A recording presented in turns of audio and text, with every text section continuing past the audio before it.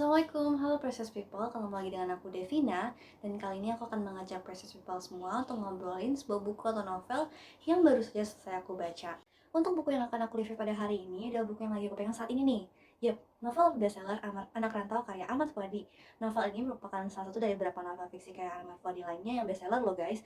Nah, untuk novel ini sendiri tuh punya novel lainnya kayak novel Negeri Nara yang sudah pernah difilmkan. Oke, sebelum aku jelasin gimana sih isi buku ini, aku mau jelasin kenapa alasan aku milih buku novel ini untuk direview. Jadi, novel Anak Rantau sesuai dengan judulnya menceritakan tentang perantauan seorang anak laki-laki di Nagari Minangkabau. Kisah perantauan anak laki-laki ini tentunya bukan tanpa sebab. Ia mendapatkan hukuman dari ayahnya atas apa yang ia lakukan dengan mengirim anak laki tersebut ke kampung halaman sang ayah, dengan harapan sang anak dapat mengintrospeksi diri. Novel ini sendiri ditulis oleh Ahmad Fuadi dan disunting oleh Edi Sembodo serta diterbitkan oleh Falcon Publishing. Novel Anak Rantau ini telah mengalami 4 kali cetak, dan yang terakhir dicetak pada November tahun 2022. Untuk buku yang aku pegang saat ini merupakan cetakan keempat ya guys, dan berisikan 357 halaman. Bagi aku, novel ini sangat inspiratif sekali. Kenapa? Karena novel ini bukan hanya sekedar menceritakan tentang kisah hidup Happy, sang tokoh utama, tapi juga menceritakan bagaimana kekuatan persahabatan dan kekeluargaan. Ada satu hal yang paling menarik dari novel ini.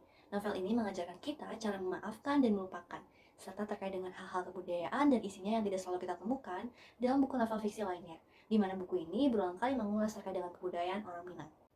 Buku ini sangat luar biasa. Kisah yang ada dalam buku ini terus berkembang dan tidak hanya sekedar tentang hubungan rantau dan kampung, tapi tentang luka, obat, dendam, rindu, dan kekuatan memaafkan, serta bagaimana bangkit dari kejatuhan.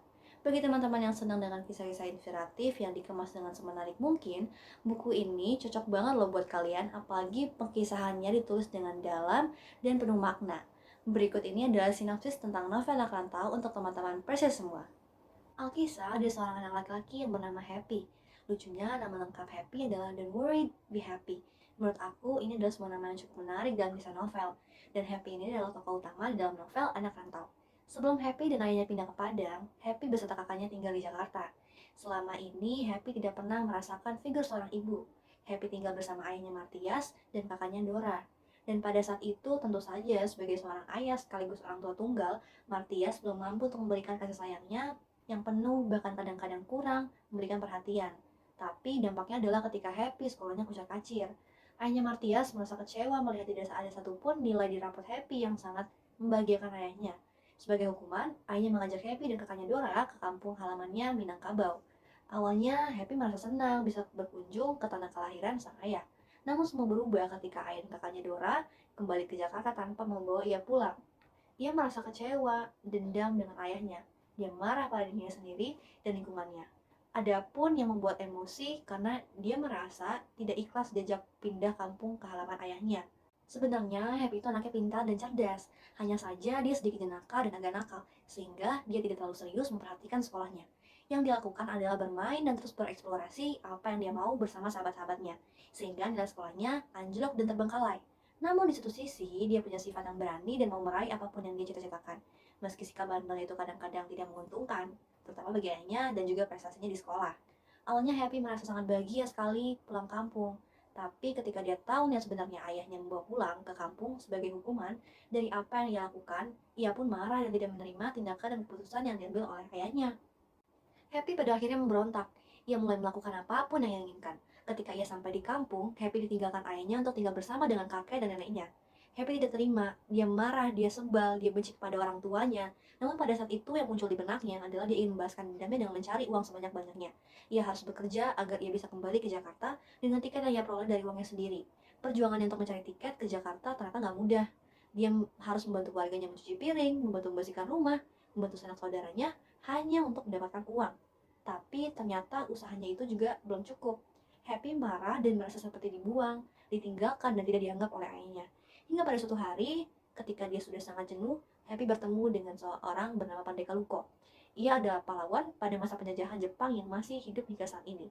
Nah, kepada Pendekar Luko itu, Happy berceritalah tentang kisah-kisah hidupnya yang sedih dan berharap diberikan uang sebagai bentuk belas kasihan agar ia bisa kembali ke Jakarta. Tapi di luar dugaannya, ternyata Happy malah diberikan nasihat. Pandeka itu berpesan bahwa boleh kita mengatakan bahwa kita dibuang, tapi jangan sekali-sekali merasa terbuang.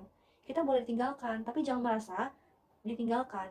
Pandeka itu juga mengatakan kepada Happy, jalan yang paling manjur untuk melepaskan dendam dan membalaskan dendam itu adalah memaafkan dan melupakan. Melalui cita-cita dan nasihatnya, Pandeka Luko mampu melunturkan rasa dendam yang ada dalam hati Happy. Tentu saja, kisah perjalanan Happy tidak sampai di situ ya. Masih ada banyak sekali masalah yang akan Happy hadapi ke depannya. Akan ada petualangan Happy dan kawan-kawan, serta beragam kisah yang terjadi di Kampung Tanjung Durian yang tentunya akan kita temukan pada bab-bab selanjutnya. Oke, itu tadi sinopsis singkat novel anak rantau karya Ahmad Fuadi.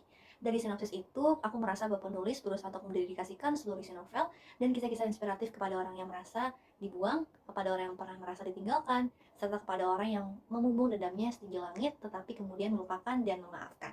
Sekarang aku akan membahas terkait dengan unsur intrinsik novel anak rantau karya Ahmad Fuadi.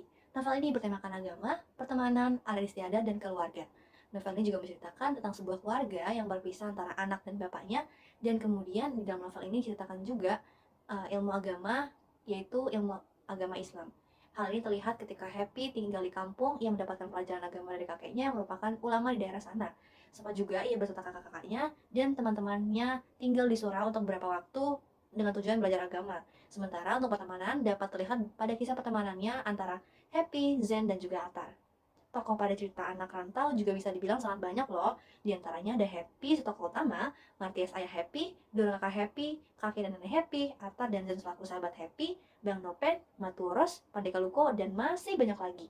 Tokoh Happy pada novel ini dikisahkan memiliki sifat yang berani dan juga cerdas. Walaupun beberapa kali ia bersikap nakal, pada dasarnya Happy ini memiliki sifat yang baik kok. Selain itu ada beberapa tokoh lainnya seperti Dora yang perhatian, kakak Happy yang memarah, Atar yang penakut, Bang Lennon yang jahat, Matu Woros yang baik, serta tokoh-tokoh lainnya.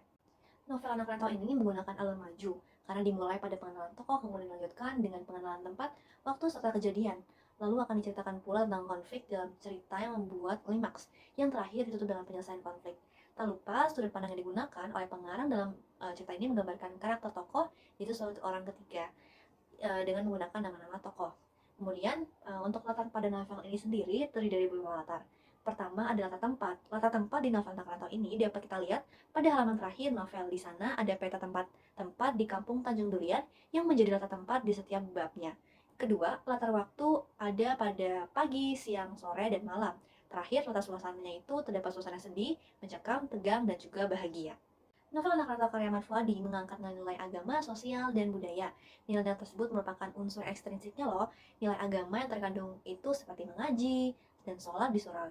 Nilai sosial salah satunya adalah saling membantu. Nilai budaya yang terkandung adalah adat istiadat. Seperti dari semenjak dulu sampai sekarang, namanya kaum laki-laki di Minang itu harus pernah tinggal di surau. Surau itu merupakan asrama bagi anak-anak Minang cowok yang dimana itu mereka dilatih untuk mandiri, tidak tidur di bawah ketiak ibu atau ayahnya. Dan di sana pula mereka itu biasanya belajar terkait dengan falsafah hidup, mengaji, juga bersilat. Nah, kalau tadi kita udah ngomongin soal unsur intrinsik dan ekstrinsiknya, sekarang kita akan bahas soal kelebihan dan kekurangan dari buku ini. Adapun kelebihan dari novel ini adalah latar belakang budaya Minang yang sangat kental dan menjadi salah satu daya tarik dari buku ini. Alhasil, buku ini tidak hanya mengajarkan nilai sosial, namun juga budaya.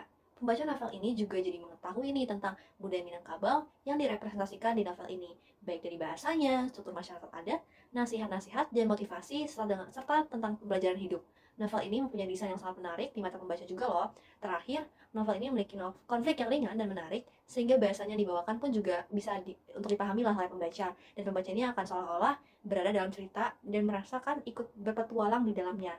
Namun, novel ini juga memiliki kekurangan, di mana karena novel ini mengadaptasi kebudayaan Minang itu sendiri, maka banyak sekali istilah-istilah atau kosakata yang berbahasa Minang yang biasanya itu tidak familiar. Beberapa dapat kita temukan maknanya pada glosarium di halaman belakang buku, namun tidak semua kosakata itu juga tercatat di glosarium. Selain itu, penulis juga masih kurang menggambarkan kehidupan masyarakat Minang secara detail. Padahal banyak sekali loh hal-hal menarik yang bisa penulis perkenalkan dalam novel anak rantau ini terkait dengan budaya Minang. Meskipun begitu, Ahmad Fuadi berhasil menunjukkan kepada kita bahwa kehidupan manusia itu nggak selalu berada di titik teratas, namun juga bisa berada di titik terbawah. Jalan hidup yang kita lakui juga nggak selalu dipenuhi oleh jalan yang lurus kok, ada juga jalan berliku-likunya.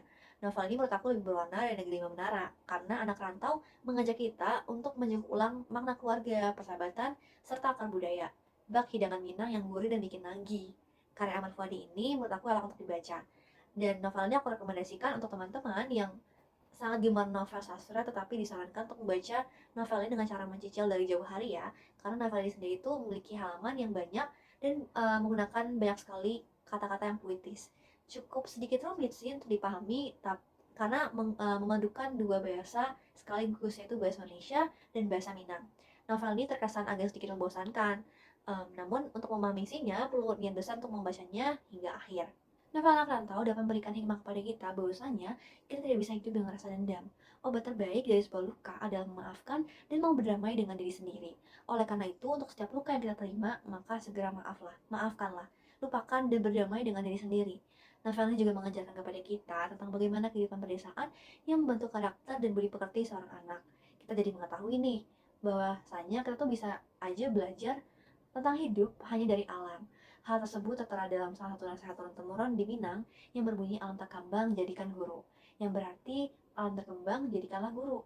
Selain itu, novel anak rantau ini juga menambah pengetahuan kita akan adat istiadat yang tidaklah bertentangan dengan agama, karena agama merupakan sebuah dasar dari terbentuknya adat istiadat, serta masih banyak lagi hikmah yang bisa kita petik dari novel ini. Demikian review novel kali ini. Sampai ketemu lagi di video selanjutnya. Aku Devina, pamit undur diri, and see you!